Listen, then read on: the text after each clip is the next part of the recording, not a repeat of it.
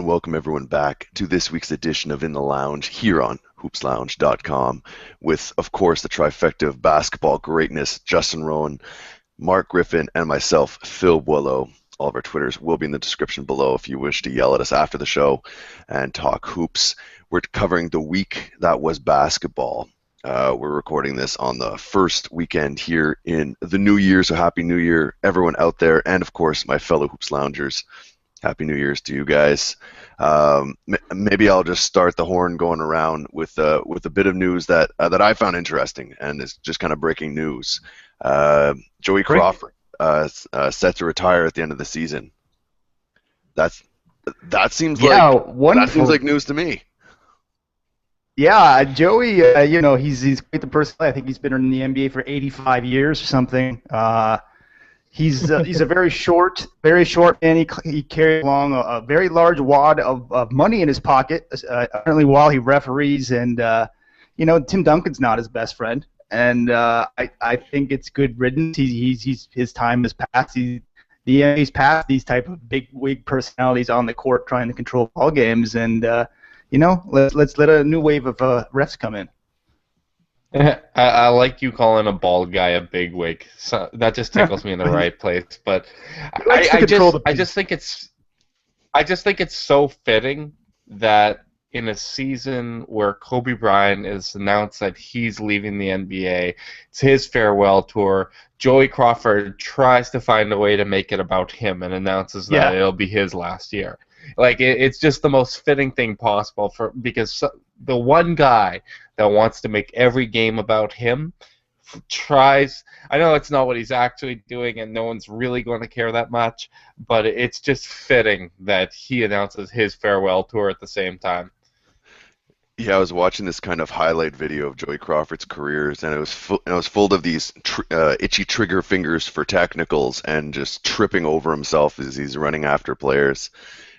He's one of those guys that I think that the NBA, there's some people who are going to say like, he was a bit brutal here and there, but he was a character, and I don't know, like do you think the NBA progresses past this and he was a bit of the old school guard and will kind of move into a new era, or do you think this is a loss for the NBA?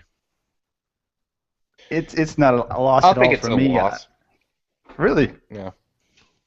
Because I don't think it's a loss. Okay, yeah. I mean, no, it's not a loss. It's not a loss. Man, that's tough for his career. Then it's like after all these years, he leaves, and well, they'll be fine. But the league might be a little different after Kobe Bryant, so I'm not sure if that's the fairest comparison there. But I mean, aside from Joey Crawford, what kind of stuck out this week to you guys? Whoever wants to take it first.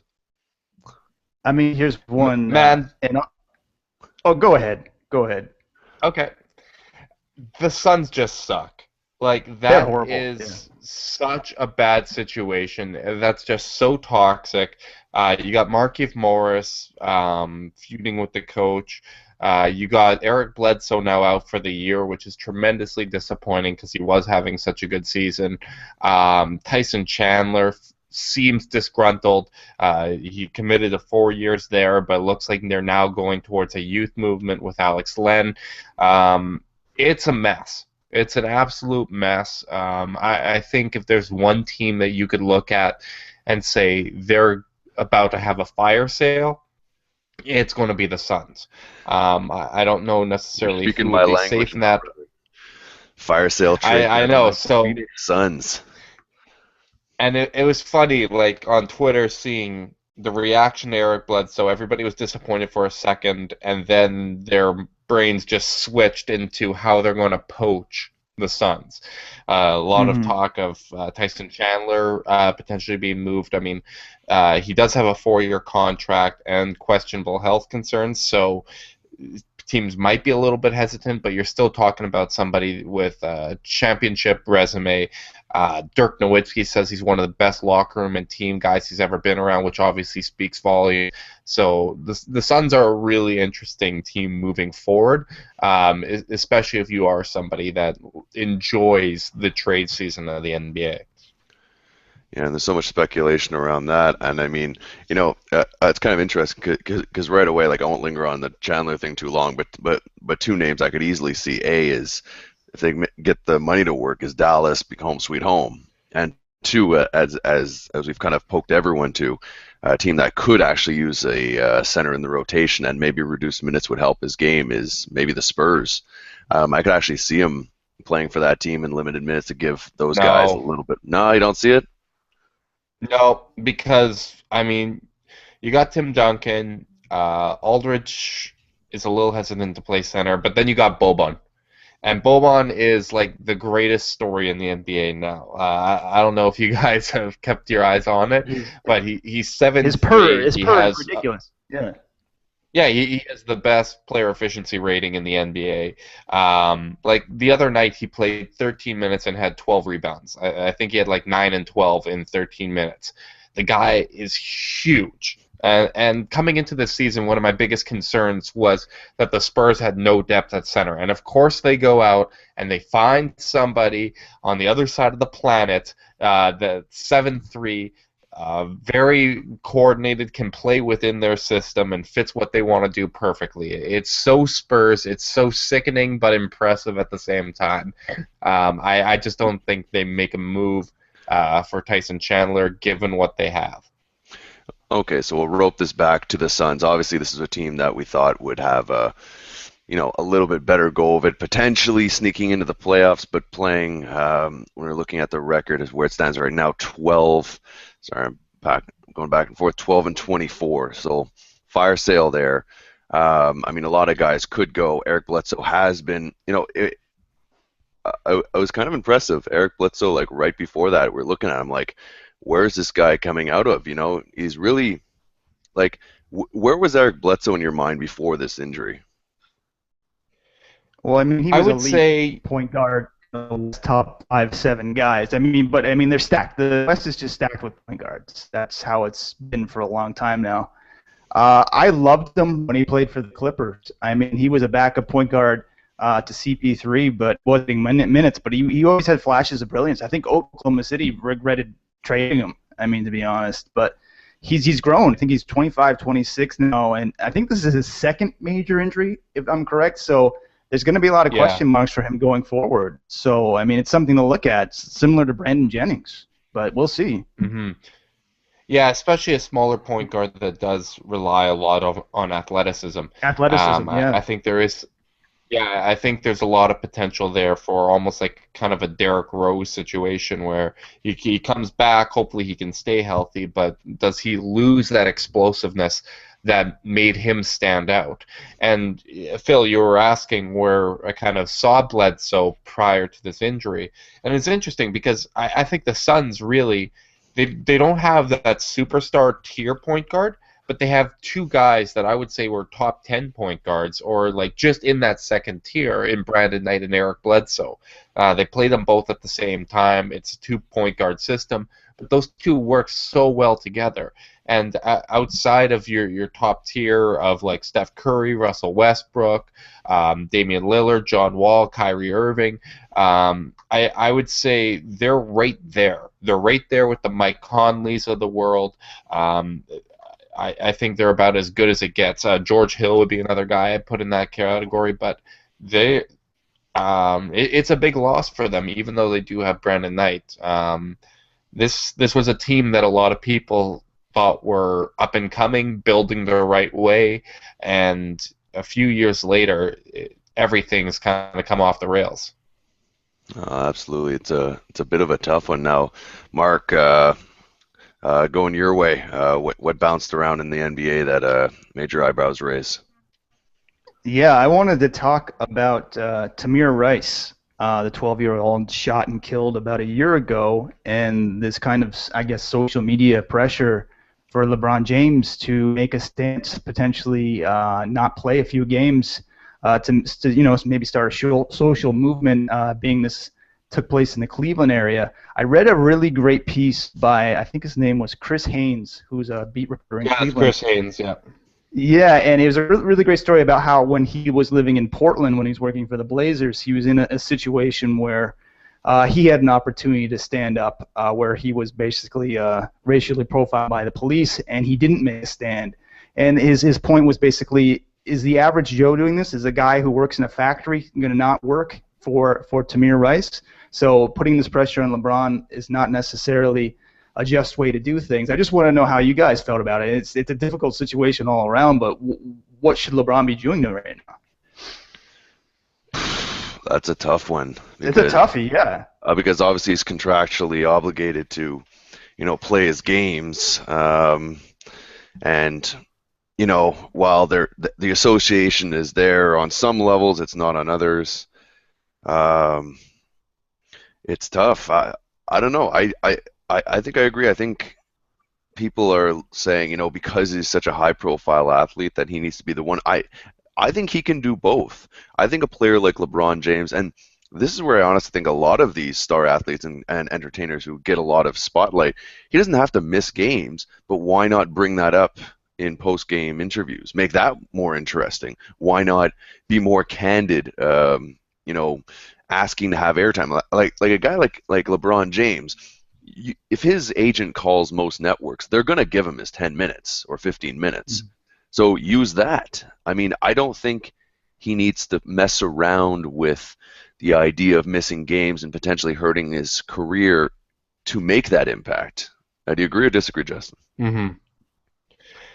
I agree to an extent. I don't know if you guys saw the quote, but what LeBron said was basically he was familiar with the situation. He had kind of commented it before in the past, but he said he wasn't informed enough on the details to have an educated opinion, that it's bigger than him. I think this does become an issue because this is a really charged subject in his hometown. I mean, we saw leading up to his return to Cleveland, thousands of people were camped outside his house, and there had to be a police presence there just because people were trying to get him to come. Like, he lives in the area, his kids go to school there and everything like that. I think with such a charged issue in his hometown where his family goes to school and things like that, I think coming out with a strong statement one way or the other could potentially put his family at risk. I think that becomes an issue.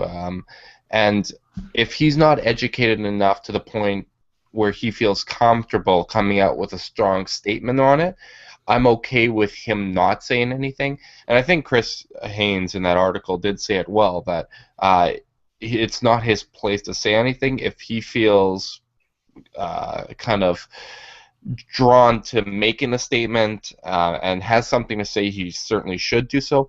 But if he doesn't and he regrets it later, that it kind of is what it is. But at the same time, that's something he has to live with, and that's his decision. He has been one of the more outspoken athletes on a lot of these issues, but I think just the nature of the situation, it's a very charged topic, and there's a lot of things that he does need to consider, especially if he isn't as educated as he stated. Absolutely. It's a really tough one there, and I think I don't know. I think after listening to your rationale, I kind of backtrack a bit. It's tough, right? Because he wants to be that good role model, and a good role model wouldn't necessarily allow his emotions to take over and make rash decisions. But it's obviously something that's extremely heated, and I think it's kind of a combination. I think it's more of what medium you choose or where it comes from. But I think the attention needs to be there. But it's a tough spot. Just jumping onto a little bit of a lighter subject, but kind of a parallel with LeBron James. There's another kind of point forward who's been making a lot of noise, putting up gaudy numbers. This guy's not in the NBA yet. Ben Simmons is making more headlines than it seems any NBA player these days. Do you guys just want to give your 2 cents on the progression of this guy? Because it seems like, people had some doubts coming into the season based on X, Y, Z, but he's just surpassing everything. Well, one thing I want to mention is I believe he's a product, and I don't remember the exact phrase, but I think it's called the Australian Institute. It's what Dante Exum went through. Basically, it's like kind of a prep school program where they take you out and put you in kind of educational system where you learn things about diet, nutrition, business skills, life skills in general, and you're kind of very when you're 18 and 19 and decide to go to university or whatnot. So he seems like a very well-rounded. He plays LeBron, doesn't mind the comparison. Generally, the guy who does the players. It seems like he is started in Australia, and he's the kid can do it all. One of those, and he's tearing it up at LSU. Justin? Yeah, I'm impressed with Ben Simmons. Like, when I look at him, I'm not sure if he's going to be a superstar, but I think it's basically a lock that he's going to be an above-average player. My favorite comparison is Lamar Odom. Just a tall, lanky kind of point forward, can do a lot of different things. I mean, there are some concerns. His jump shot's really broken. He really has no range. The disappointing thing for me, I don't know if this has changed, but last time I looked, LSU isn't in position to make the NCAA tournament. So it would be nice to see Ben Simmons in the tournament competing up against a lot of those other guys. Because, I mean, outside of Shaq, LSU hasn't had a lot of kind of high-profile basketball stars. Pistol. Dan Pistol, okay. It's Stormwell Swift. But it's just disappointing. I mean, basketball's obviously a team game, but at the college level, a lot of times you do see a player kind of elevate the profile of a team, and it's just disappointing that they aren't getting as many wins as they should. But it was impressive to see him put up, I believe it was 36-14 or 36-12. It was very close last night against Vanderbilt, which is a top 20 defense. So what he's doing is really impressive. It's a really enticing skill set, but he's obviously going to need to work on his jump shot if he's going to kind of succeed in today's NBA. Can he be a superstar type player who is your best player, or is he a ranked second or third long term on a team? I mean, depends on his growth. Playing his first year. Yeah, he's playing his first year in college. We probably don't know that for 5-6 years. That's a tough one, but okay. And if you had to say, is it a lock? He's better than Dante as the best Australian. I haven't given up on Dante yet. I mean, we haven't seen enough from him because he's missed the last year. I really like his athleticism and quickness. 6'6" point guard, plays good defense. I'm gonna go with because there's less question marks. I'll go with Simmons for right now, but I think they're really head to head, to be honest. And Justin, you have to make that call long term. I mean, I'd say Simmons is probably going to be the best player for the Australian national team. The best player born in Australia is going to be Kyrie Irving. No homer love. Yeah. Yeah, he was born in Melbourne. But yeah, obviously he's playing for Team USA. So yeah, I think Ben Simmons is going to be the best Australian. I do still like Dante Exum. I think he's going to be a really, really good player. But just kind of the overall package, when we're looking at two players that are very raw, I just see more upside in what Ben Simmons is doing. I mean, the numbers he's putting up in college is just absurd. And I think with increased spacing in the NBA and landing in the right situation, I think that can make a big, big difference for him, and he can really excel. All right. Yeah, also be able to look out for Thon Maker coming up. He's playing in Canada, but he's Sudanese Australian. Dude. What? You don't like him? He's fun. No, I really like him. I don't know how great he's going to be. I don't know how many 7'3" point guards there are. he's a point center. Yeah. His highlights are ridiculous. That's all I'll say. He's not super. He seems to kind of have all the skills, but can you put it together? Yeah, he's not ranked super high on a lot of the scouting profiles, but if you watch a highlight reel, he just looks like the most terrifying player on earth. So he's fun. He's someone that I'm definitely going to keep my eye on. Reminds me of a young KG if you just watch the highlights. Yeah. Exactly. That's what I think too. But I think KG may have had a little bit more in terms of believers. To keep passing around the table, Justin, we'll go back to you. Anything else stuck out this week for you? Well, you know what? I'm going to stick with the Cavs for a second just because I find this story so hilarious. Last season, I don't know if you guys remember this, but Tobias Harris and LeBron had a bit of a beef. LeBron, I don't know what Harris said to him, but got LeBron out of what he called, quote-unquote, chill mode. He said whatever Harris said, crossed the lines when it comes to trash talking. And ever since then, LeBron has just gone off on the Magic. The Magic's point differential this season against teams not named Cleveland is a plus 3.6. Against the Cavs, their point differential is minus 24.6. LeBron just takes it to the tin against them, and I just find it so funny that the rivalry LeBron has kind of picked out here isn't against Harris of all people. Steph Curry. It's not against Steph Curry. It's not against Durant. He's always showing those guys respect. It's not against Paul George. It's Tobias Harris. He's basically doomed the Magic to just full force LeBron, when normally that might be a night where he kind of goes at his 60-70% and relaxes. It's just one of the funniest little rivalries and one of those weird things that makes the NBA great. It's like when he on Christmas Day when he stared down that woman. Like, who are your enemies, LeBron? Who do you have to go after, man? He's like picking on the little guy. He's like that kind of like bully who doesn't want to fight the guy his size.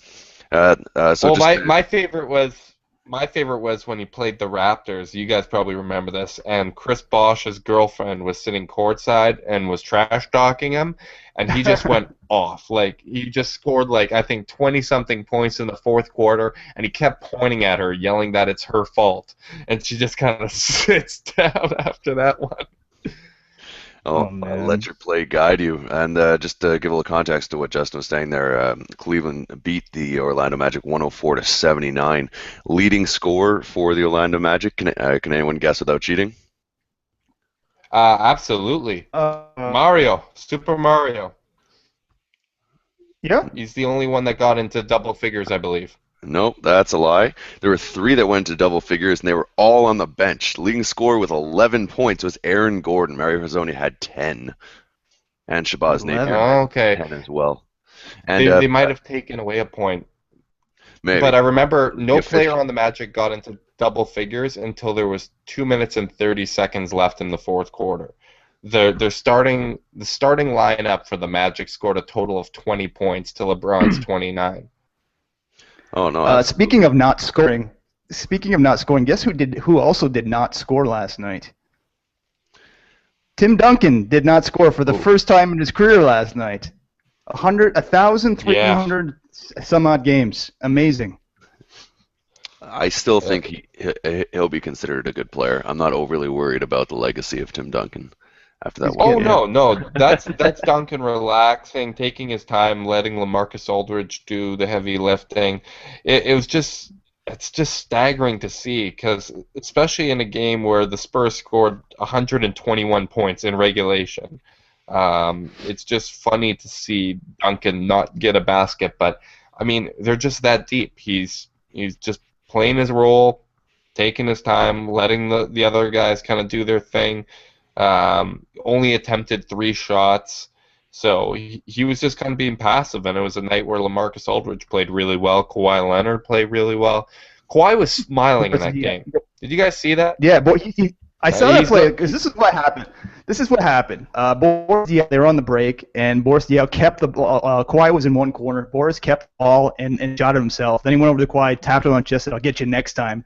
And that's exactly what happened. Next down the court, Kawhi was in the other corner, but Boris got him the ball, and it's like, "I got you the ball, man." And he never smiles. It was beautiful. It was absolutely beautiful. It's almost like he's on that new year, new me. Yeah. You know what? Can we call Boris Diaw Draymond Green Sr.? Yeah. Quicksilver. There's a lot of I don't know if I call him there. quick at There's this a lot point. Like, Boris is not exactly the most athletic person ever, but sure. Sure, we can call him that if we But want to 40 call him that. pounds ago when he was in his prime, there's a lot of Well, his Phoenix comparisons there. days were nice when he played kind of that small ball center. Oh yeah. Oh yeah, I mean there was that one year that I believe Amari missed where Diaw kind of as a second option. I think they won 60 games. He got 15, 7 and 7. Like he was a freak athlete at one point in time. Yeah, I mean that was about 40, 50 pounds ago, but Diaw, I love watching him play. He's he can do so many things, especially at his weight. It's just really entertaining to see. Well, it's like that whole San Antonio Spurs team seems to play at that different pace than everyone else, and they kind of just sit there and pass the ball. It's kind of like the whole team likes that kind of old man game, and just nothing. There's nothing other teams can do about it. Yeah, there was one play that really stood out to me. It was right before I think the end of the first half, and someone was dribbling up the court, and Manu was basically on the sideline. And he said, "Wait, wait, wait," and everybody like stopped and listened to Manu. Like this was mid-play, and just stood there for about 5 or 10 seconds just for clock management, just so they could get 2 possessions to the last play. And it's like you're just listening to the old wizard there. Like how many teams just do that and actually listen to each other that way? It's just they have a completely different beat than most teams. Yeah. Oh, and I really want to see the Spurs play the Warriors. I want to see that series. I want to see that playoff series. I want to see both the Cavs, and I want to see the Cavs play both the Spurs and Warriors in a series. I would love to see that. I just want to see how these teams match up with one another, because we're not going to get the taste of it in the regular season. You just know that Popovich is going to rest everybody the first time they play the Warriors, not to give anything away. It's going to be all mind games. They're not going to show everything. And right now, like, we have 3 ridiculous powerhouse teams when you really think about it. Like, even look at the last few championship series and last 4 or 5 years, and you got teams with some really great stars, and then some guys on the bench where it's like, oh, well, that's a little bit questionable. When you look at the Cavs, Spurs, and Warriors, the depth of these teams, they go like 11 deep of really, really quality players. I mean, last night was a good example for the Cavs, let's say. Mo Williams comes in just in garbage time, and he's the best mid-range shooter in the NBA. He's shooting 52% from mid-range. He's shooting well from 3. He played great with Irving out, but with the growth of Dellavedova and Irving coming back, he's just not playing. On the Spurs, I mean, LaMarcus Aldridge is like almost taking a secondary role when he was so dominant in Portland. Kawhi Leonard's a legitimate MVP. You got Tim Duncan still playing at a high level. Manu Ginobili, Tony Parker, Patty Mills, and the Warriors are threatening the Bulls' all-time record. I mean, this is such a great age for NBA, and the second tier behind those contenders. I mean, the Thunder are kind of nipping at the heels a little bit, and then you just got this big blob of teams that are all really good, that are maybe a piece away from getting at that tier. It's just a beautiful time to be a basketball fan, in my opinion. Yeah, I got to say it. There's not been a lot of major injuries this year compared to the years past. Knock on wood so far, so that's something to keep in mind. That trend's kind of been knock on wood, because Curry got hurt again last night, and Fareed had a really scary injury. I don't know if you guys saw that. Yeah, taken on a stretcher after that one. And Al, who says basketball's not a contact sport, definitely never played the game.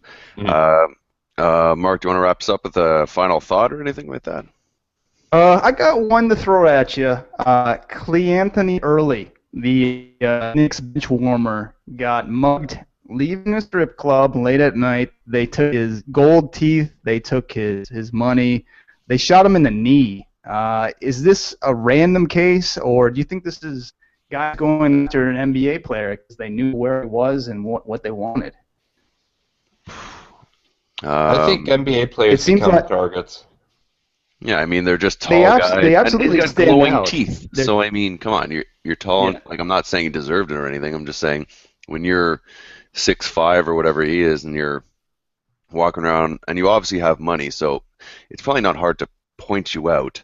Like, I'm not saying... Yeah, it's not like hockey players where it's 6-foot guy, white guy with a beard, kind of walking around in a winter jacket in winter. I mean, when you're 6'6", 6'7", like you stand out in a crowd. So, I mean, it's really unfortunate. I don't think these guys should have to change their lifestyle just for safety. I don't think that's something that they should need to do. I know J.R. Smith, the resident NBA party expert, stopped blaming Cleanthony Early. I mean, they should be able to go out and enjoy their nights without fear of being robbed and shot. But I mean, this is the second Knicks player that's been robbed this year. Derek Williams had a couple $100,000 worth of jewelry stolen earlier this year. Well, I mean, I'm on the good side for that team. Kristaps been robbing people of jump shots and dunks all year, so. The yin and the yang, of course. Yeah. So I think they might have a little bit more security detail, but they have to keep living their lives. They really do, and it sucks that this stuff happens. Totally agree. And Justin, just before we go, did you truly believe that? Like what you were saying before, the Warriors can contend with the Bulls for that all-time record? Or do you think this is just being hopeful? I think it's certainly possible. I mean, the biggest thing now, Steph Curry, like I said, he got banged up again, had another knee contusion. I don't know why. When you've won this many games, when you're that far ahead of everybody, Steph Curry, if he's a game-time decision, shouldn't play. He just shouldn't, because especially with a calf bruise, that causes you to run differently, and that exposes you to all different types of injuries. If Curry's out, it's amazing, because the Warriors really do fall apart. They were up big against Denver, who's terrible, and they had to go to overtime and almost lost. I mean, Denver had a shot to win it at the end. And they lost. I forget what the first game was that they had lost without Curry.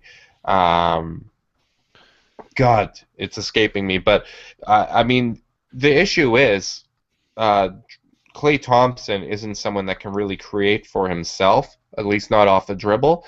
They're so reliant on what Curry brings and making those tough shots that if he misses significant time, that's really going to hurt them. If not, I can't see them winning fewer than 70 games if they continue to have good health.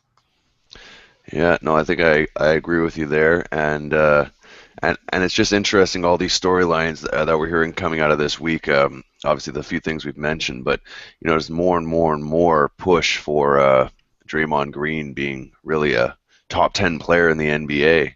I mean, it's this cool transition, right? We're seeing the ascension of him and Kawhi Leonard on very different paths, but jumping up from what they would have been last year and on this upward progression, and it's just a whole new game, right? We're seeing guys who can play multiple positions, 3 and D, like the ability to just score and just be your Melo-esque, your Dirks, maybe is not enough anymore. This is a game that's transitioning, and I think it's super, super interesting. But do you think Draymond can possibly bring some of that assist, because he had some good numbers, right? Like, he does know how to pass the ball. So, like, do you think maybe they can kind of tread water? They still have Iguodala, still have Livingston. I mean, there's still some capable ball handlers. It's just not to that caliber. Well, for me, a lot of the secret sauce to Golden State is that everyone gravitates towards Steph. So everyone's basically pulled towards him, the defense. So that's how the offense is set up. With Draymond, you don't really have that situation. You lob passer. So it's like when Steve Nash went down for the Suns. It's just not the same at all when you don't have that motor. I mean, yeah, he's an excellent player, but he doesn't have that great pull. So yeah, they'll tread water in a way, but they're not going to be that elite team without Steph at all. Mm-hmm. No, I completely agree. Well, listen, guys, it's been another great week in the NBA. A lot of stuff happening, a lot of transition, I'll say more than anything. And as Mark's mentioned, we've been pretty lucky with the injury bug not plighting too many teams, and this is the good type of basketball. Hopefully Curry gets back in the court sooner rather than later. I think this was always the big worry when it came to the head of the snake with that team.